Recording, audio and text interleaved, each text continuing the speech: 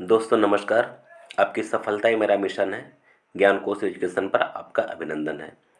तो मेरे कक्षा 9 के प्यारे बच्चों, आप बहुत बार कमेंट कर चुके हैं सर बादल को घिरते देखा का वीडियो आप बना दीजिए।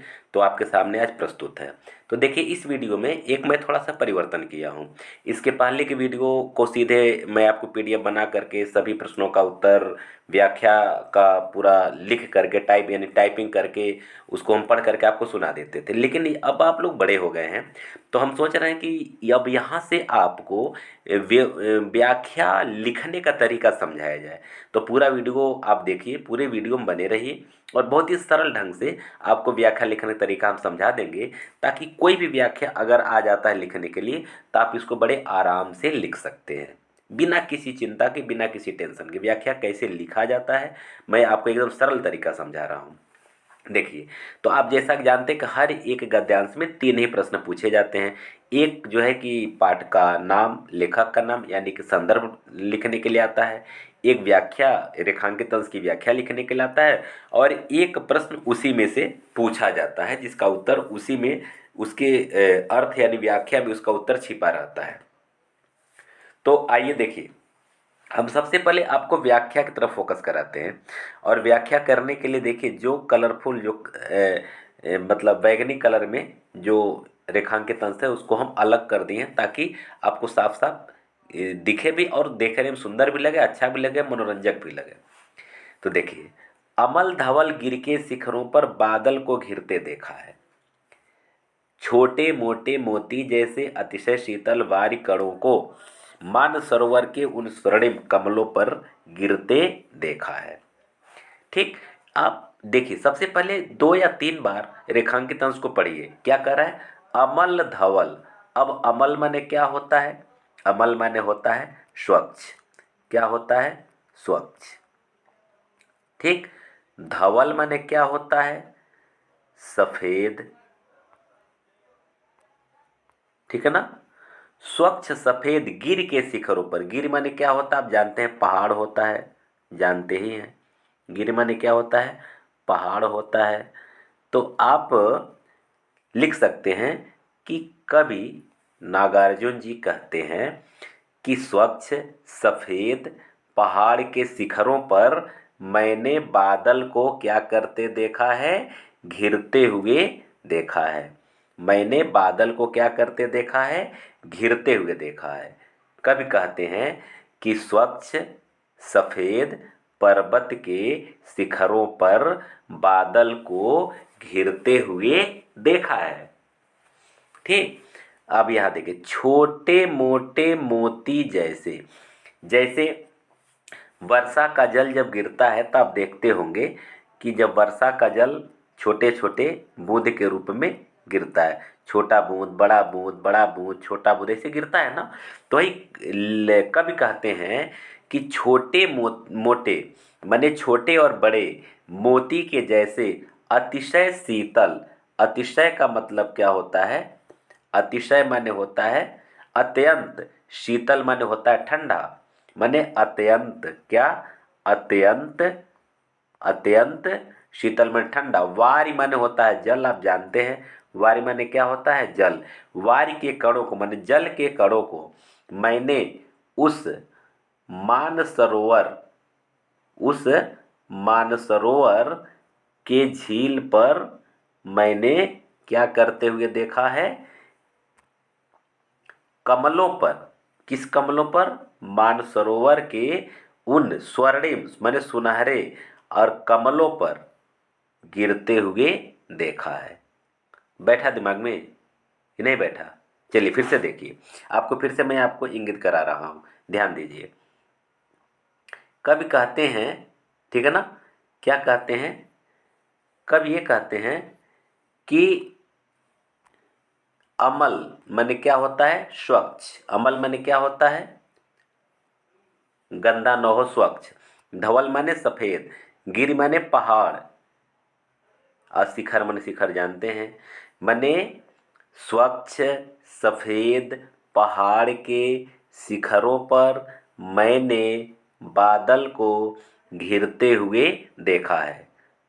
और मैंने और क्या देखा, मानसरोवर के, यहाँ उसका अर्थ उठा लीजिए, मानसरोवर के स्वर्णिम माने सुनहरे, मानसरोवर के सुनहरे कमलों पर छोटे मोटे माने छोटे और बड़े मोती जैसे, अतिशय शीतल माने बहुत ही ठंडे वारि कणों को, जल के बूंदों को गिरते हुए देखा है। ठीक है ना। मैंने मानसरोवर के स्वर्णिम माने सुनहरे कमलों के ऊपर छोटे बड़े मोती के जैसे अतिशय शीतल जल के कणों को गिरते हुए देखा है। बस अब तो मुझे पूरा विश्वास है कि आप खूब बढ़िया से इसका व्याख्या समझ गए होंगे। ठीक है ना। अब आपके सामने जो अगला प्रश्न है, क्या, श्यामल सलिल में कौन सा अलंकार है। ठीक है ना।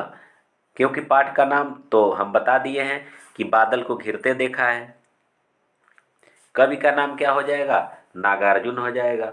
तो आपका ये हो गया संदर्भ।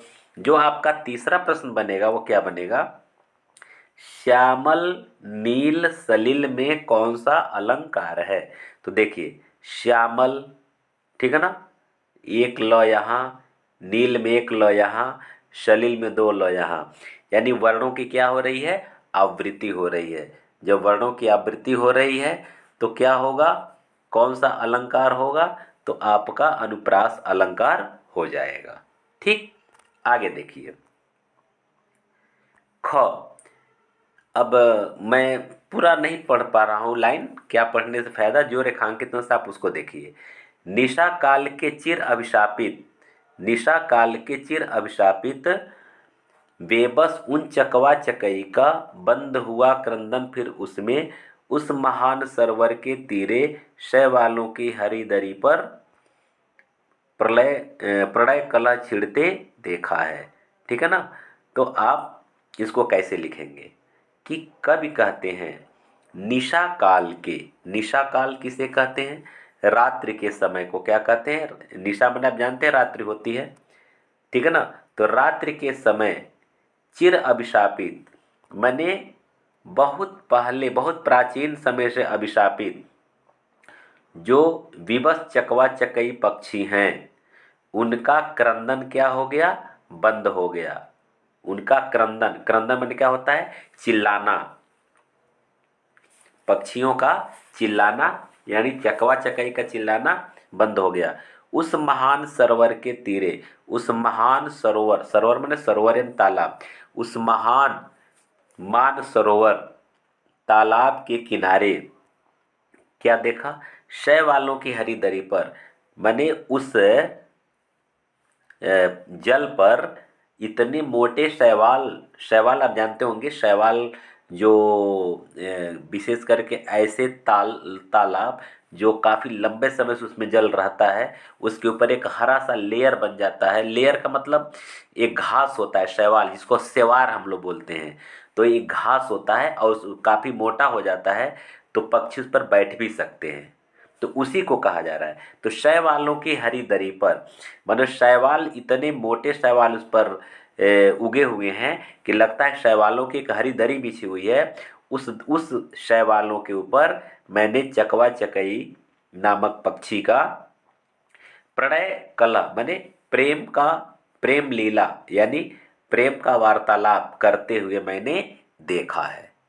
ठीक है ना। फिर से देखिए कैसे आप उसको लिखेंगे, लिखेंगे कि जो चकवा चकई पक्षी, जो चकवा चकई पक्षी चिरकाल से अभिशापित हैं, चिरकाल से माने बहुत ही प्राचीन काल से क्या है, अभिशापित हैं, वह उस रात्रि के समय में, निशा के समय में उनका क्रंदन यानी चिल्लाना क्या हो गया, बंद हो गया। और मैंने क्या देखा, उस महान सरोवर के तीरे यानी उस महान सरोवर के किनारे।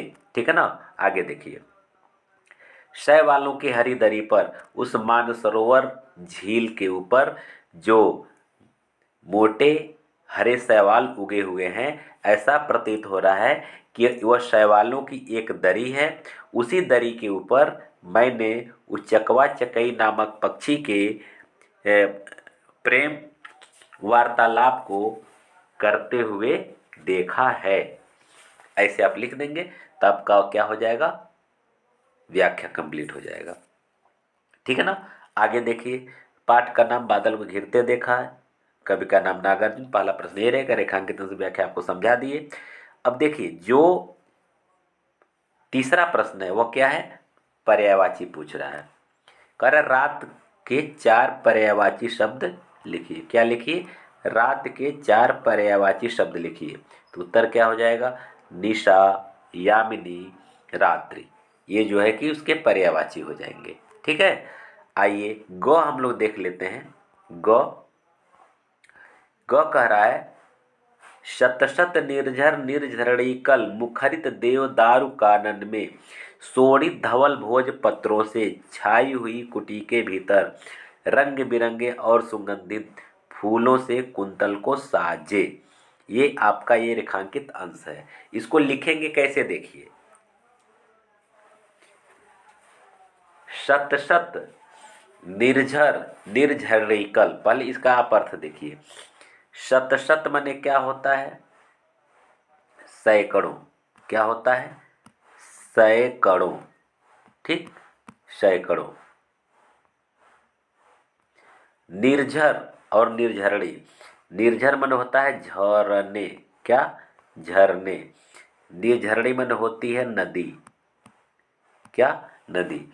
तो सैकड़ों झरने और नदी के कलकल से माने आवाज से, कलकल से माने क्या, आवाज से क्या हो रही है, मुखरित देवदार कानन। देवदार मन होता है, देवदार एक पेड़ का नाम है। कानन मन होता है जंगल या वन। क्या होता है, जंगल। तो देवदार का जंगल मुखरित हो रहा है, माने ध्वनित हो रहा है। माने सैकड़ों निर्झर क्या बताए हैं अभी आपको हम, झरने। निर्झरणी क्या बताए हैं, नदी। माने सैकड़ों झरने और नदी के कल से यानी आवाज से, आवाज से जो देवदार का जंगल है यानी हिमालय की तलहटी में जो देवदार का जंगल है वह उस आवाज से ध्वनित हो रहा है। आगे देखिए, शोणित धवल भोज पत्रों से, शोणित माने होता है लाल। ठीक, और धवल माने होता है स्वच्छ या सफेद कह सकते हैं। माने लाल और सफेद, ठीक है ना। भोज पत्रों से बने हुए कुटी जो बनाई, जो कुटी छाई गई, जो कुटी बनाई गई है उसके भीतर मैंने क्या देखा, रंग बिरंगे सुगंधित फूलों से। मैंने रंग बिरंगे सुगंधित फूलों से अपने कुंतल मन होता है केश यानी कि बाल, वह अपने बालों को सजाए हुए किन्नरियां बैठी हुई हैं। माने किन्नरियां अपने बालों को रंग बिरंगे सुगंधित फूलों से सजाई हुई हैं। समझ में आ गया कि नहीं आया, नहीं आया फिर से देख लीजिए। कैसे देखना है देखिए, सैकड़ों झरने और नदियों के आवाज से जो देवदार का वन है, देवदार का जो जंगल है वह क्या हो रहा है, मुखरित हो रहा है, ध्वनित हो रहा है। लाल और सफेद भोजपत्रों से बनी हुई कुटी के भीतर रंग बिरंगे फूलों से, सुगंधित फूलों से अपने बाल को सजाए हुए ये किन्नरियां, एक प्रजाति है देवताओं की, किन्नरियां बैठी हुई हैं। बस ये सीधे लिख देंगे। इसके बाद आपका जो प्रश्न तो आपका क्लियर हो गया, मतलब संदर्भ उसमें कोई दिक्कत नहीं है। प्रश्न क्या पूछ रहा है, प्रश्न कह रहा है कि रजत के 4 पर्यायवाची शब्द लिखिए। रजत के क्या लिखिए, 4 पर्यायवाची शब्द लिखिए। तो आपका उत्तर क्या हो जाएगा, चांदी, रूपा, रूपक, ये सब हो जाएगा। ठीक है ना। और सौध। आगे देखिए, भाषा के रंग यानी कि व्याकरण। देखिए, निम्नलिखित काव्य पंक्तियों का काव्य सौंदर्य स्पष्ट कीजिए। पहले पंक्ति देखिए क्या कह रहा है, पंक्ति क्या कह रहा है, ये देखिए। श्यामल शीतल अमल सलिल में समतल देशों से आकर पावस की उमस से आकुल, ठीक है, तिक्त मधुर विस्तंतु खोजते हंसों को घिरते देखा है। अब इसका काव्यगत सौंदर्य क्या हो जाएगा, देखिए। भाषा क्या हो जाएगी, साहित्यिक खड़ी बोली हो जाएगी। शैली प्रभावपूर्ण होगी। गुण क्या होगा, प्रसाद गुण होगा। अलंकार क्या हो जाएगा, अनुप्रास अलंकार हो जाएगा। वह देखिए, मृदुल मनोहर अंगुलियों को बंसी पर फिरते देखा है। इसमें भी क्या हो जाएगा, फिर वही भाषा साहित्यिक खड़ी बोली, शैली प्रवाहपूर्ण, गुण प्रसाद गुण हो जाएगा, और अलंकार इसमें क्या हो जाएगा, अनुप्रास अलंकार हो जाएगा। दूसरा प्रश्न आपका क्या कह रहा है कि निम्नलिखित शब्द युग्मों से विशेषण विशेष अलग कीजिए। तो देखिए, विशेषण विशेष क्या होता है, विशेष होता है संज्ञा, जो संज्ञा से जो भाववाचक हो, जातिवाचक हो या व्यक्तिवाचक हो। और विशेषण तो भी जानते हैं, यानी कि संज्ञा और उसकी विशेषता बताने वाले शब्द एक साथ जुड़े रहते हैं, वही विशेषण विशेष के रूप में आते हैं। जैसे देखिए, अतिशय शीतल, अतिशय क्या हो गया आपका, विशेषण हो गया। शीतल क्या हो गया, क्या हो गया, विशेष हो गया। तो ये विशेष की विशेषता बता रहा है कि शीतल है, लेकिन कैसा शीतल, अतिशय शीतल, मतलब बहुत शीतल है, तो उसकी विशेषता बता रहा है। इस तरह से आप इसको लिख लेंगे। स्वर्णिम कमलों में क्या है, विशेषण विशेष, तो आपका विशेष हो जाएगा स्वर्णिम, सॉरी, विशेषण हो जाएगा स्वर्णिम, और विशेष हो जाएगा क्या, कमल। प्रणय कला में क्या है, विशेषण हो जाएगा प्रणय, और विशेष हो जाएगा कला, ठीक। इसके बाद से रचित खचित में क्या है, देखिए, विशेषण, रचित ने रजत है, रजत क्या हो जाएगा, विशेषण हो जाएगा, और विशेष क्या हो जाएगा, रचित हो जाएगा। तो ये इस तरह से हो जाएगा। तीसरा प्रश्न क्या कर रहा है, निम्नलिखित शब्दों के पर्यायवाची लिखिए। तो कम से कम दो दो पर्यायवाची तो आपको देखना ही पड़ेगा। क्या क्या, देखिए, एक है सलिल का पर्यायवाची क्या है, जल और वारी। गंगा का क्या है, सुर नदी और जाह्नवी। बादल का क्या है, बारिद और जलद। मृग का क्या है, सारंग, ठीक। आगे देखिए, निम्नलिखित पंक्तियों में निहित अलंकार को पहचान करके लिखिए। तो अब अलंकार पहचानिए, क्या कह रहा है, श्यामल नील सलिल। अब यहाँ भी देखिए क्या हो रहा है, ल ल, फिर दो बार इधर ल, वर्णों की आवृत्ति हो रही है, तो कहने की आवश्यकता नहीं। कौन सा अलंकार है, अनुप्रास अलंकार हो जाएगा। ख देखिए, शतशत निर्झर निर्झरणी कल। अब यहाँ देखिए, यहाँ भी वही चीज़ है, श और तो की आवृत्ति हो रही है, ठीक है ना, नी की आवृत्ति हो रही है, झ की आवृत्ति हो रही है, ठीक है ना। तो इस तरह से क्या हो जाएगा, यहाँ भी आपका अनुप्रास अलंकार ही साफ साफ दिख रहा है, ठीक। आगे देखिए, गौ, गौ क्या कह रहा है,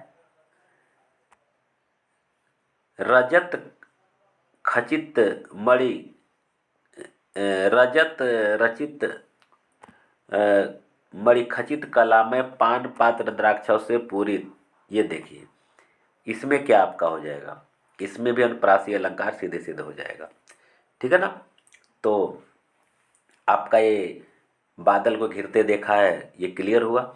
हाँ, इसका हम वीडियो भी अपलोड करते हैं, किस पर, टेलीग्राम चैनल पर, या फिर लिंक मतलब आपको दिया जाता है, या फिर पीडीएफ भी बनाकर दिया जाता है। तो आप ऐसा करें कि ज्ञानकोश एजुकेशन के ही नाम से ये पीडीएफ वहाँ जो डाला जाता है टेलीग्राम चैनल पे, आप उसको ज्वाइन कर लीजिए, वहाँ से आपको पीडीएफ मिल जाएगा। और इसी तरह वीडियो देखते रहिए, साथ बने रहिए। और जो भी सुझाव सुझाव का मतलब जो आपकी अपेक्षा है, अगर वो चाहते हैं कि इस पर वीडियो बनाइए, इस पर वीडियो बनाइए, आप कमेंट करके बताइएगा, वीडियो बन करके तैयार हो जाएगा और आपके सामने प्रस्तुत हो जाएगा, ठीक है ना। आप सबको बहुत बहुत धन्यवाद।